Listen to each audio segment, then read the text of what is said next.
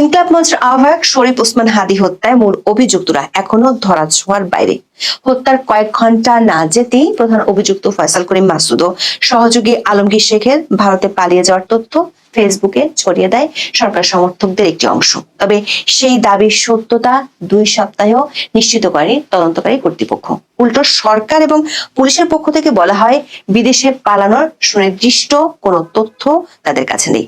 হাদীর সমর্থকরা পাল্টা অভিযোগ তুলে বলেছেন, বিভিন্ন ভিত্তিহীন তথ্য ছড়িয়ে দিয়ে সন্দেহভাজনদের রক্ষার চেষ্টা চলছে। এর মধ্যে বোমা ফাটিয়েছেন কিংস পার্টি এনসিপির সদস্য সচিব আক্তার হোসেন। বলেছেন, খোদ রাষ্ট্রযন্ত্র কিংবা প্রশাসন এ হত্যায় জড়িত থাকতে পারে। এমন অবস্থায় খুনিদের গ্রেফতার এবং বিচারের দাবিতে শাহবাগে নতুন করে শুরু হয়েছে অবরোধ। এর আগেও এমন অবরোধ করে আলটিমেটাম দেওয়া হয়েছিল, তবে এবার অনির্দিষ্টকালের জন্য অবস্থান নেয়ার ঘোষণা দিয়েছে ইনকিলাব মঞ্চ।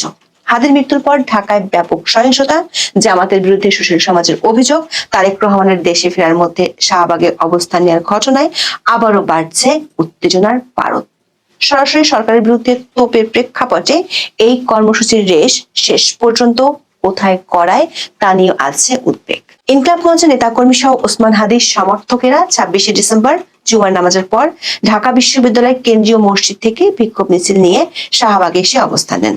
এরপরে বন্ধ হয়ে যায় যান চলাচল। এর আগে সকালে ইনকিলাব মঞ্চের ভেরিফাইড ফেসবুক পেজ থেকে ওসমান হাদীর রুহের মাগফিরাত কামনা ও খুনিদের বিচারের দাবিতে বাদ জুমা দেশব্যাপী দোয়া মোনাজাত ও বিক্ষোভ মিছিলের আহ্বান জানানো হয়। ইনকিলাব মঞ্চের নেতাকর্মীরা শাহবাগে অবস্থান নিয়ে হাদীর হত্যার বিচার দাবিতে নানা স্লোগান দিতে দেখা যায়। হত্যাকাণ্ডের দ্রুত ও দৃষ্টান্তমূলক বিচার নিশ্চিত না হওয়া পর্যন্ত আন্দোলন অব্যাহত রাখার ঘোষণা দেওয়া হয়। মঞ্চের সদস্য সচিব আব্দুল্লাহ আল জাবের সন্ধ্যার দিকে জানান, শাহবাগে অবরোধ চলবে। কর্মসূচিতে যোগ দেওয়ার জন্য সারা দেশ থেকে জনতা ঢাকায় আসছে। ইনকিলাব মঞ্চের নেতা ডাকসুর মুক্তিযুদ্ধ আন্দোলন বিষয়ক সম্পাদক ফাতিমা তাসনিম জুমা বিডিনিউজকে বলেন, তারা সারা রাত অবস্থান করবেন, তবে শীত বেড়ে গেলে সিদ্ধান্তে পরিবর্তন হতে পারে। অবরোধ কর্মসূচিতে ওসমান হাদীর ভাই শরীফ ওমর বিন হাদী অন্তর্বর্তী সরকারের বিরুদ্ধে গুরুতর অভিযোগ তোলেন।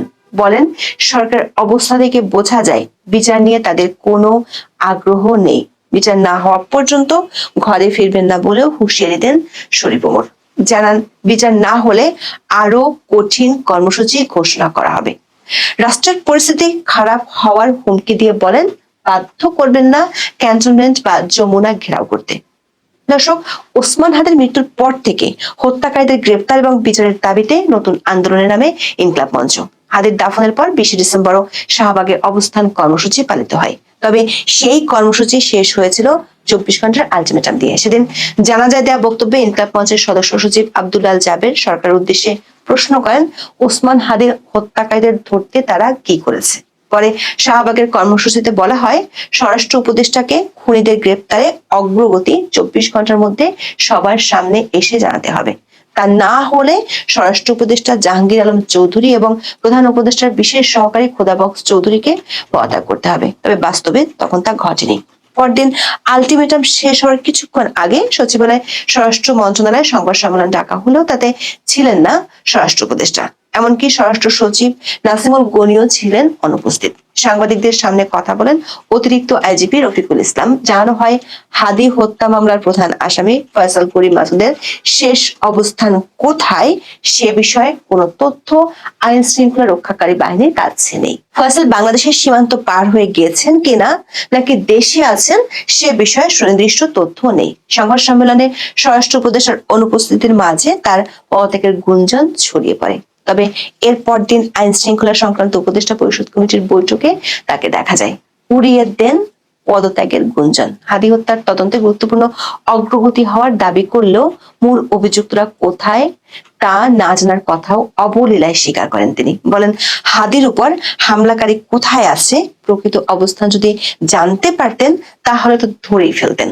অবশ্য পরে ড্যামেজ কন্ট্রোলের জন্য স্বরাষ্ট্র মন্ত্রণালয়ের দায়িত্বে থাকা প্রধান উপদেষ্টার বিশেষ সহকারী খোদাবক্স চৌধুরী পদত্যাগ করেন। তাতেও ওসমান হাদী হত্যাকাণ্ড নিয়ে শুরু থেকেই তৈরি হওয়া নানা অস্পষ্টতা এবং গুঞ্জন কাটেনি। দর্শক, নির্বাচনী প্রচার চালানোর সময় 12 ডিসেম্বর হাদী গুলিবিদ্ধ হন। ঘটনার পরপরই পুলিশ জানায় অভিযুক্তরা দ্রুত গ্রেপ্তার হবেন। GMP commissioner Sheikh Mohammad Sajjad Ali 13 December দাবি করেন তারা প্রাইম সাসপেক্টকে খুঁজছেন, হোপফুলি শিগগিরই হিট করতে পারবেন। তবে সেই হিট 2 সপ্তাহেও করা যায়নি। দেশব্যাপী আলোড়নের মধ্যে সরকার সমর্থক সংবাদকর্মীরা ফেসবুকে সূত্রবিহীন নানান তথ্য ছড়ানোতে মেতে ওঠেন। ঘটনার কয়েক ঘন্টার মধ্যে সরকার সমর্থকদের একটি অংশ দাবি করেন প্রধান সন্দেহভাজন ফয়সাল করিম মাসুদ এবং তার মোটর বাইক চালক আলমগীর হোসেন সীমান্ত পাড়ি দিয়ে ভারতে চলে গেছেন। সীমান্ত পার হওয়ার সময় এমনকি ভারতে তাদের অবস্থানের তথ্য ছড়িয়ে দেওয়া হয়। তবে পুলিশের পক্ষ থেকে কখনোই এর সত্যতা নিশ্চিত করা হয়নি। হাদি গুলিবিদ্ধ হওয়ার কয়েক ঘন্টা না যেতেই এক উপদেষ্টা আওয়ামী লীগ এবং ভারতকে অভিযুক্ত করে ফেসবুকে পোস্ট দেন। বিষয়টি আরো জোরালো হয় পরদিন যমুনায় প্রধান উপদেষ্টার সঙ্গে মিত্র 3 দলের মৈত্রী বৈঠকের পর। নির্বাচনের তফসিল ঘোষণার পরদিনই ঢাকার প্রকাশ্য রাস্তায় একজন সম্ভাব্য প্রার্থীর গুলিবিদ্ধ হওয়ার প্রধান দায় যেখানে সরকারের কাঁধে যাওয়ার কথা, সেখানে প্রধান হয়ে ওঠে প্রমাণহীন দায় চাপানোর খেলা। স্বাভাবিকভাবেই সরকার এবং তার মিত্রদের একমাত্র শত্রু আওয়ামী লীগ এবং ভারতকে নিশানা হতে হয়। যমুনার বৈঠক শেষে এনসিপির আহ্বায়ক নাহিদ ইসলাম বলেন, দিল্লিতে বসে বাংলাদেশ বিরোধী সব ধরনের তৎপরতা চালাচ্ছে আওয়ামী লীগ। ভারত সরকার প্রত্যক্ষ ও পরোক্ষ মদত ছাড়া আওয়ামী লীগ এ ধরনের পরিকল্পনা করতে পারে না। বাংলাদেশকে অস্থিতিশীল করার জন্য আওয়ামী লীগকে নানা সহায়তা করছে ভারত। সেই থেকে হাদি হত্যাকারীদের গ্রেপ্তার ও বিচারের চেয়ে বড় হয়ে ওঠে ভারত বিরোধিতা। একাধিকবার ভারতের হাই কমিশনার প্রণয় ভার্মাকে তলব করা হয়। বিষয়টি নিয়ে 2 দেশের কূটনৈতিক অচলাবস্থাও তৈরি হয়েছে। তবে হাদির ঘনিষ্ঠজনদের দাবি সন্দেহভাজন হামলাকারীরা বাংলাদেশী আছেন। খুনিদের গ্রেপ্তার ও বিচার না হওয়ার আগে কোনো নির্বাচন হতে না দেওয়ার হুঁশিয়ারিও দিয়েছেন।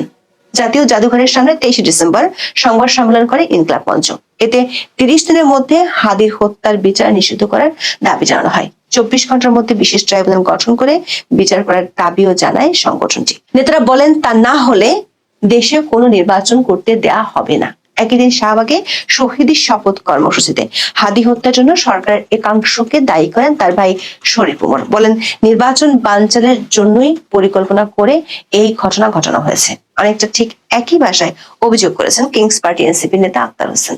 দুপুরে 25 ডিসেম্বর তিনি বলেন, হাদি হত্যায় জড়িতরা দেশে আছে নাকি ভারতে পালিয়ে গেছে সে বিষয়ে আইন শৃঙ্খলা বাহিনী স্পষ্ট কোনো মেসেজ দিতে পারেনি। মনে হচ্ছে রাষ্ট্রযন্ত্র কিংবা প্রশাসন এর সঙ্গে জড়িত। কারণ খুনি পরিচিত, যার সবকিছু প্রকাশ্য, তার একার পক্ষে খুন করে পালিয়ে যাওয়া কিংবা লুকিয়ে থাকা সম্ভব নয়। এখানে বড় একটি চক্র কাজ করছে। এ ধরনের ঘটনা প্রবাহের মধ্যে শাহবাগ ব্লকেট শুরু করলো ইনকলাব মঞ্চ। জুমার নামাজের পর 26 ডিসেম্বর শুরু হয় অবরোধ। আয়োজকরা বলছেন, পরিস্থিতি খারাপ করা হলে যমুনা ঘেরাও করা হবে। হাদি হত্যার জেরে এরই মধ্যে ভয়াবহ ঘটনার মুখোমুখি হয়েছে দেশ।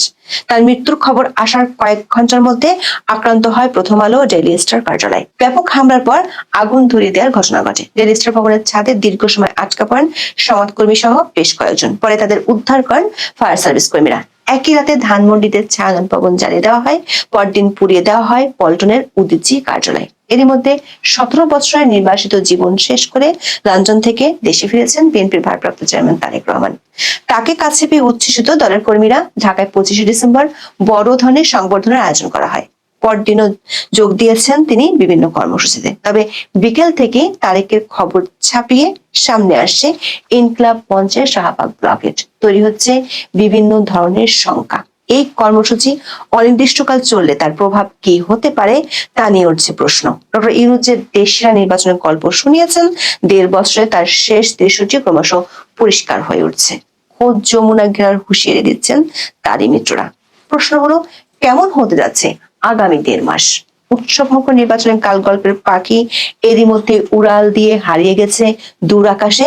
ভোটের আগে নেমে আসছে আতঙ্কের নতুন নতুন দৈত্য। এসব দৈত্য পুতুল বন্দী করার ম্যাজিক কি আছে ম্যাজিক ম্যান ইউনূসের?